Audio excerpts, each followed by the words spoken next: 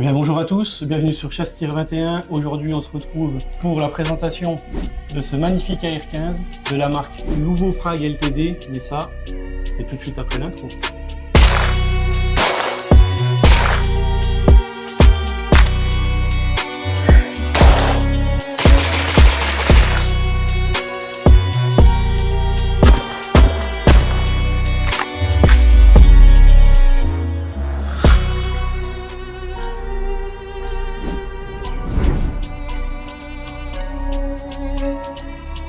Donc dans un premier temps, on va vérifier que l'arme est en sécurité. Rien dans le chargeur. Vérification visuelle et tactique de la culasse. On est bon. Donc comme vous le savez, Atlas Défense m'a mis à disposition deux AR-15. Un en 5,56 et un en 300 blackout. Celui-ci, c'est de 300 blackout. Je l'ai légèrement customisé. À la base, bien sûr, il n'est pas disponible comme ça. Je vous montrerai une photo là-haut de la version d'origine. Donc il s'agit du modèle LA15 Black Lion. À l'origine, il a la poignée au-dessus là avec le viseur directement. Donc moi forcément, je l'ai agrémenté du Peacekeeper de chez Atlas. Et bien sûr, je lui ai mis le petit grunt en décalé. Pourquoi?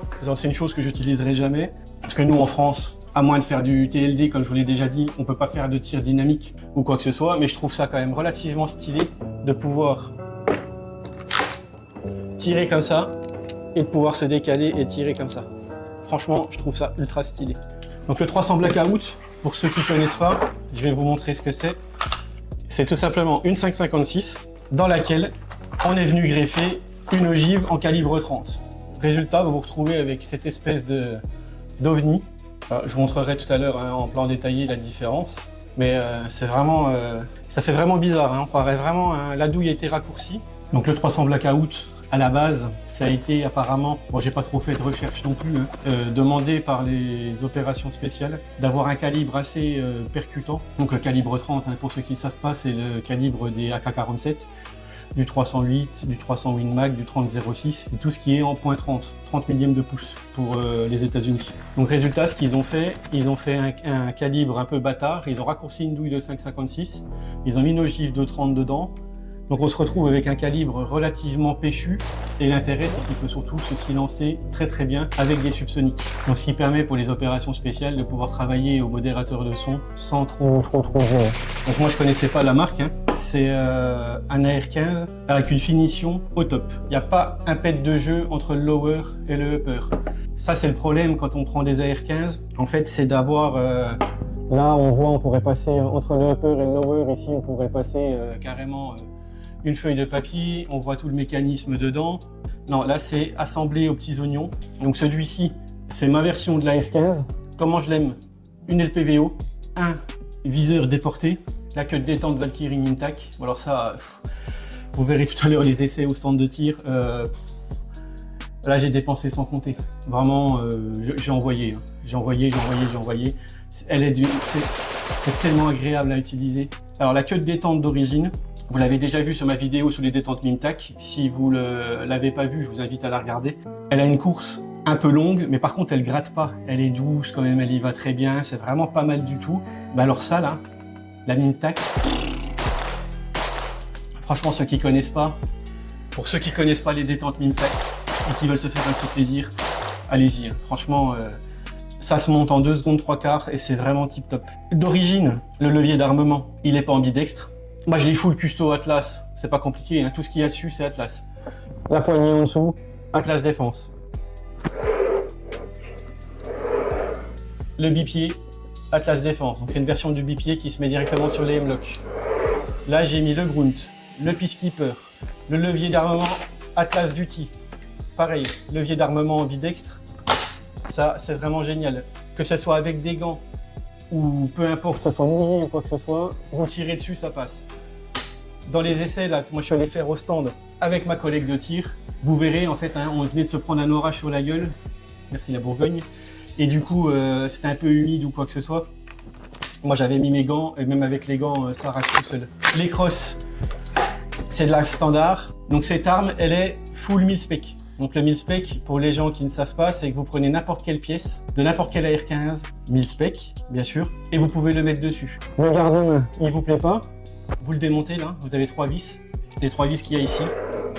1, 2, 3. Vous enlevez cette partie-là qui sert à supporter le guidon. Vous enlevez le garde-main, vous mettez un autre garde-main. C'est pas un souci. La queue de détente, elle vous plaît pas? Bah regardez moi, j'ai enlevé la détente d'origine, j'ai mis la Mimtac. La crosse, elle vous plaît pas? Vous la démontez. Vous mettez une crosse. Le levier d'armement, vous le voulez en bidextre? Pas de souci, vous mettez le levier en bidextre, il n'y a aucun problème.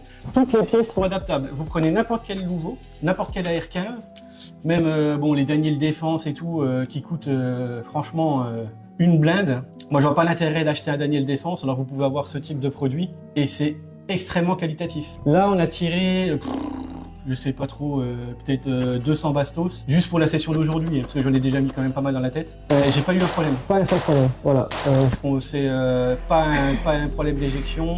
Si, alors j'ai eu un problème de percussion, mais c'est lié à la qualité de la balle et non pas à la qualité de l'arme. Mais sinon, aucun souci. C'est vraiment tip top.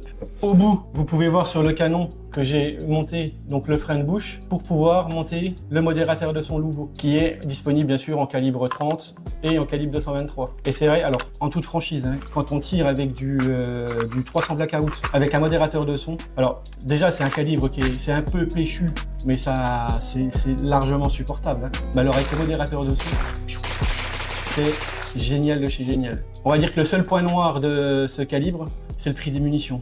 Ça coûte une blinde. Celle-là, là, c'est des munitions Winchester. La boîte de 20 comme ça, il me semble que ça doit être 50 ou 60 balles les 20, je crois. Après, on peut trouver des cartouches d'entraînement, ou d'entraînement entre guillemets, ou de tir, de plaisir, de la marque Fiocchi ou ce genre de choses. Celle-ci, c'est pour la chasse. Vous avez des Fiocchi dans le style qui doivent être à peu près à peine moins d'1 euro la munition. Genre, ça doit être 47 € les 50. Ça reste quand même cher. Là, on parle quand même de 1 euro la munition. Vous imaginez avec une machine comme ça, à quelle vitesse les munitions elles partent.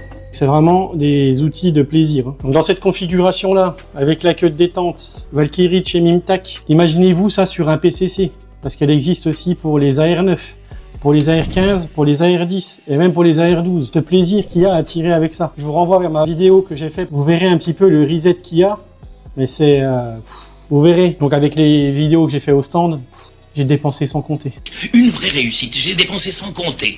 Bon, le petit inconvénient, vous allez vous en douter, lunettes LPVO, bipied, poignet, deuxième petit point rouge. Avec les chargeurs de 30, en plus, moi j'ai mis le doubleur de chargeur, ça pèse un âne mort. Ça, je vous le dis franchement, hein, dans cette configuration-là, que ce soit celui-ci ou alors le Tactical en 5,56, c'est une machine à faire du cash pour les fabricants de munitions. Vous imaginez à chaque fois, boum, gling gling, boum, gling gling, boum, gling gling, 1 euro à chaque fois. Et qu'est-ce qu'on dit? Merci les tireurs sportifs. Après, c'est du tir de loisir. Hein.